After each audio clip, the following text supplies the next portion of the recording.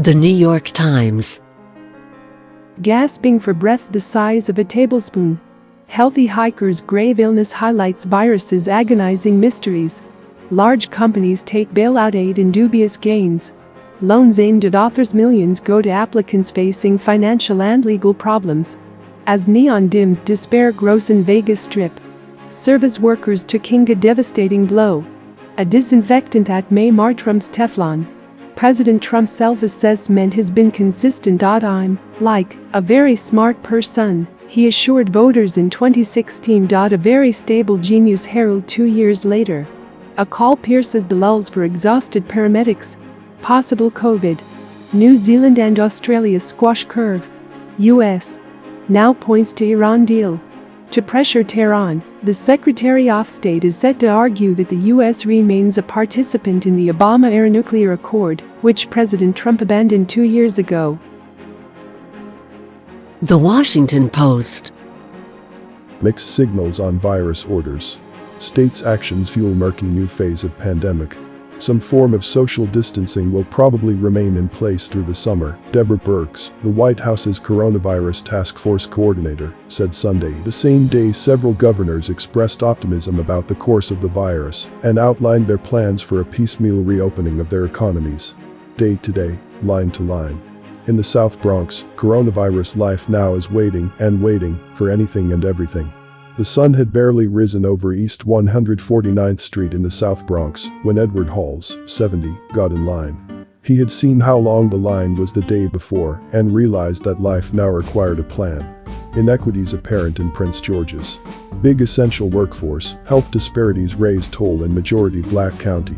The intensive care unit at Inova Alexandria Hospital has empty beds, and doctors are prepared for a rush of coronavirus patients that has yet to hit the largely white suburb. Hobbled House Democrats fret over their effectiveness.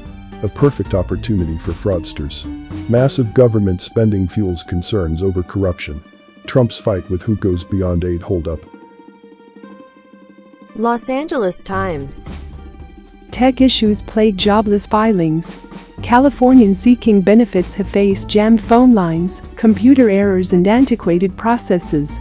Distancing urged through summer. White House advisor says social limits must continue, even as some states ease rules. Social distancing must continue through the summer, White House coronavirus response coordinator Deborah Birx said Sunday, even as some states began moving to ease shutdown and stay-at-home guidelines, meant to stem the spread of the pathogen. Where are the heart attacks? Doctors worry that patients with strokes and other dire issues are avoiding ERs. California's hospital emergency departments are strangely quiet places these days. Riverside County inmates, jailers face an invisible beast. For 2 weeks in early March, Riverside County Sheriff's Deputy Terrell Young routinely drove inmates, one at a time, from McCoy Sambur detention facility in Murrieta to a hospital for medical appointments. Indonesia's late war on virus. Denial and dithering have added to flood of deaths. USA Today. Strategy changes whipsaw states. Federal targets for reopening keep moving. The nation's top federal disease agency had just started activating teams in 9 states still relatively untouched by coronavirus when new orders came in mid-April from the White House Coronavirus Task Force. Shift resources to Tennessee and Nebraska and double down in New Mexico and North Dakota.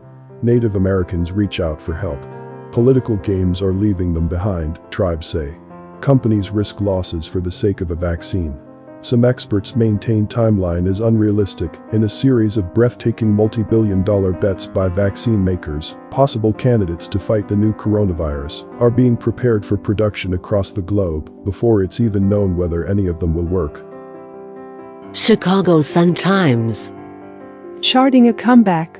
Civic boosters planning for ways to market the city in a post-pandemic world. Someday, if we allow ourselves to dream, we'll again have a city to enjoy. There will again be guilt-free strolls in the park, trips to the zoo, greeting friends at the neighborhood diner, and hustling to make a metro train. Who would have thought it's possible to miss the metro hustle? Cutler, Cavallari divorcing. Ex-Bears QB, reality TV star split after 7 years of marriage, 3 kids. Former Bears quarterback Jay Cutler and reality TV star Kristen Cavallari have called it quits after nearly 7 years of marriage. Keep on dancing with MJ and the gang. Our new Chicago 6 Times podcast with Rick Tellender and Richard Roper breaks down episodes of hit ESPN docuseries. The Wall Street Journal. Credit card users feel the crunch. Robert Rodriguez and Migdalia Wharton, a married couple in Orlando, Florida, have been out of work for more than a month and can't afford to pay their credit card bills.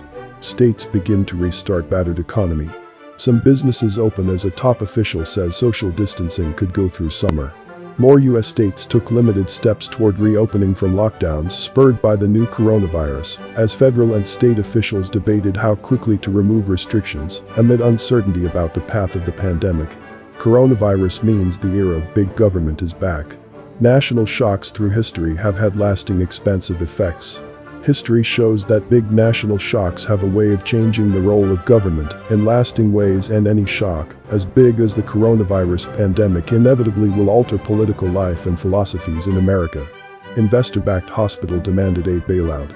Pennsylvania's governor was urgently preparing for a surge in COVID-19 cases last month when a private Equine hospital said it would shut its doors unless the state secured a $40 million bailout. New York Post. The Foist Lady. Gov Eyes May 15 partial reopen blast names wife to lead coronavirus task force.